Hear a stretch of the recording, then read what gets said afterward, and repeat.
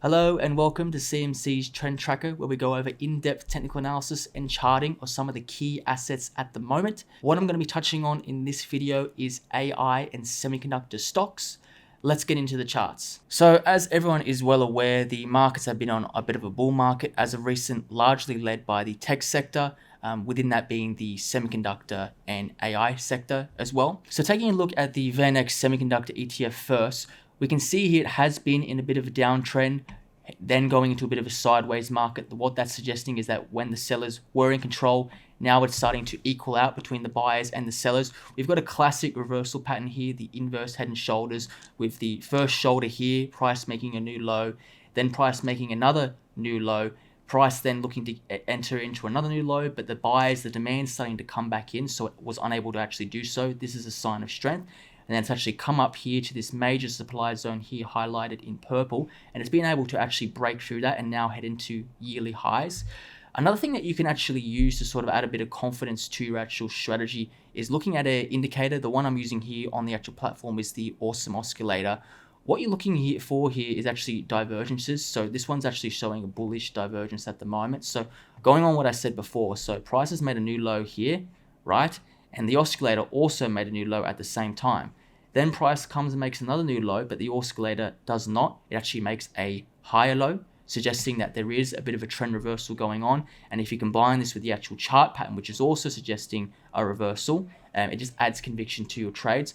Of course, it doesn't always work out that way. It can always break down lower from here, but in this case, it has managed to push through that supply. Again, the demand's come through and it's overpowered it, and now it's heading into yearly highs. And this has been a large contributor to the actual overall performance of most indices at the moment, largely the Nasdaq. So the next chart I'm going to show you is actually NVIDIA. So it's actually also in the semiconductor and the AI field as well. So like before, you've got a downtrend. Sellers are in control. They're pushing price down. Eventually what happens is the buyers start to come in and it starts to equal. Hence why you've got a bit of a sideways market here as well. And then you've got a classic reversal pattern, the inverse head and shoulders. So you've got that first shoulder here, price makes a new low. Then you've got the head, price makes another new low. Price looks to go and make another low, but the buyers come back in and they push it right back up into this supply zone here where price normally is rejected. But a lot of strength has come through and it's been able to break through here on quite a lot of volume, and now it's cut all the way through these moving averages as well, and they're all heading upwards. So the moving averages I'm using as well, you can see in the top left hand here. So the red one is the 50-day, the blue one is the 200-day, and the black one is the 100-day. Obviously you can use whatever moving averages you like, but these tend to be the most popular with our clients and a lot of traders out there. So looking onwards in terms of what happened after the actual breakout here, it does start to head into an uptrend. And for those trend traders out there, these consolidations here are key levels because they can potentially offer favorable risk reward ratios, because you are looking to trade explosive breakouts with these stops somewhere around here. Again, they can always reverse from these points as well, but in this case it has managed to break out and have quite a parabolic move to the upside, as we've seen with many other stocks in this sector. The next chart I want to show you is actually Broadcom. So again, it's in this semiconductor sector as well, and it's got a very similar chart to what we're looking at before. So you've got that left shoulder here, you've got the head here, and you've got a small right shoulder here, and it's managed to break through that and head into an uptrend here. And then you've got that nice consolidation here to the moving averages, and this is where trend traders may look to get involved, because they are expecting big breakouts, which has obviously happened in this case.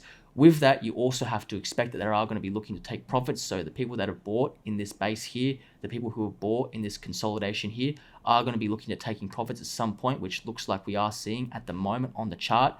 Also on the oscillator, so you do have that bullish divergence. So again, as price made a new low here, the oscillator made a new low, but as price made another yearly low, the oscillator doesn't. It actually makes a higher low, suggesting that there is a dispute in the trend. If you combine that with the chart pattern plus the breakout, well, it shows you that this trend is definitely in dispute, and it may also head higher. So for trend traders, they tend to look for those consolidations, which we did actually get here as well, with a very nice breakout also. Now, the next chart I want to show you is actually AMD, or Advanced Micro Devices. So again, it's in the semiconductor sector, And we've got a very similar chart to what we're looking at before here as well. So you've got that inverse head and shoulders pattern. It's managed to break through the supply area, and now it's heading into yearly highs. Now, the next question you have, so you're able to identify that it is in an uptrend and that people eventually are going to look to take profits on their trades wherever they've bought.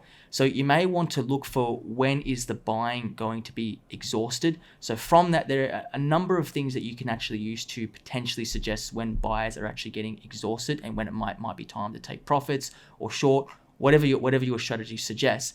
One indicator that's actually quite common is actually the Bollinger Band. So I'll bring that up on the chart now. So I've got the NVIDIA chart in front of me now. Instead, this time I've got the Bollinger Bands overlaid on the chart. So you've got a nice breakout. It's in an uptrend. It's consolidated to its moving averages. This is an area where breakout traders may look to trade, and then you get that breakout and that parabolic move to the upside. Except with the Bollinger Bands, look at how prices managed to start and push well above the upper band. But then what's happened is those sellers have come in. So either people looking to short or people looking to take profit, whatever it is, those sellers have come in and they've managed to overpower the buyers and push them and close below that upper band. What this potentially suggests is that the buyers are actually exhausted, and now the sellers or the suppliers starting to take control, and it's looking to push that price down potentially back to the mean. And for that area, you're either looking at the Bollinger Bands or you're looking at your moving averages as to where price may potentially pull back to. Again, it could very easily have another big leg to the upside. We all know how markets work, but if you're using the Bollinger Bands in this way, you're purely just looking for, okay, when are buyers exhausted and when am I looking to take profits or short, however you want to use it. So now I've got the Broadcom chart on the screen again. So we've got that uptrend, we've got that consolidation, we've got that breakout. With the Bollinger Bands here, we can see prices managed to push well above the upper band here. But what's happened as the market's gone on, the sellers have come in, people are taking profit, people are looking to short, and they've managed to push the market all the way back down and close below that upper band. What this suggests, again, is that the buyers are potentially exhausted and price is looking for a short-term reversal back to its mean, which would be this middle band here on the Bollinger Bands. Now, the next chart I've actually got in front of us now is actually Lake Resources, or LKE. Now, the reason why I'm showing you this is around this time last year, around late March, April, ASX lithium stocks were actually doing a very similar parabolic move to the upside. There was a lot of buzz about it. There were a lot of people trading it.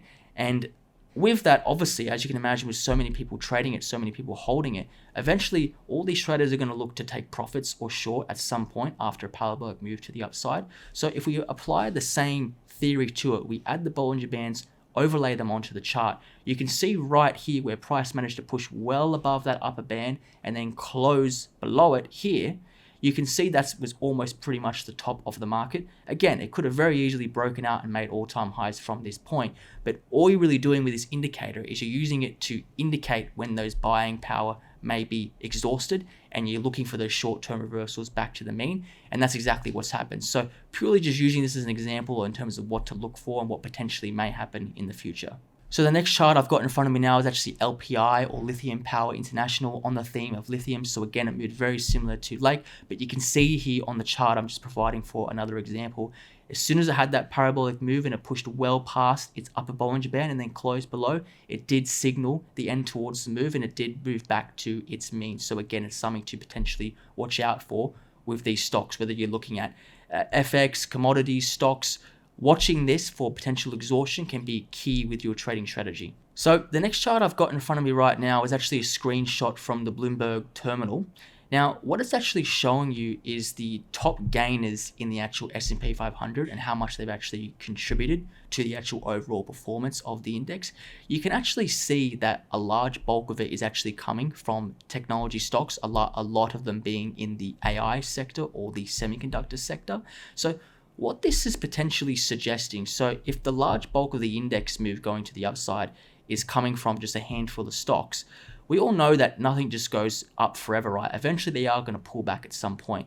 If only one sector is going up and it's dragging up the rest of the sectors with them, what that means is there's not going to be a lot of support from the other sectors when it actually does pull back. So what it can potentially do from this point is if it starts to pull back because people are taking profits or people are shorting, whatever that means, if no support's coming from the other sectors, whether it's financials, healthcare, whatever it may be. If no support's coming, when it actually pulls back, it can actually pull back a lot more harder than people actually expect because there's no more support coming, right? Yeah, that's what you have to remember.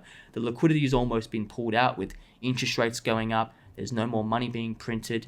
If no more support's coming from the other sectors, well, who's going to be there to support it as it pulls back? And that's why you can expect those sharp moves from it when it does pull back. Of course, anything can happen in the markets. So some key takeaways from all this analysis is to make sure you're actually applying some actual indicators or a strategy behind your actual thesis. So if you are someone who likes to buy the bottom of stocks or short the top, it's great to have a theory and to have your own research behind it, but make sure you actually have an actual strategy. So like I've shown you today, you could have gone, okay, I think AI stocks are undervalued, I'm going to buy them, but actually applying the actual charting analysis to it. So looking for those inverse head and shoulders, looking at the oscillator to look for a potential bullish divergence, and then waiting for those breakouts as well, accompanying with the actual volume to suggest that the buyers are actually in control and are able to push this market ahead.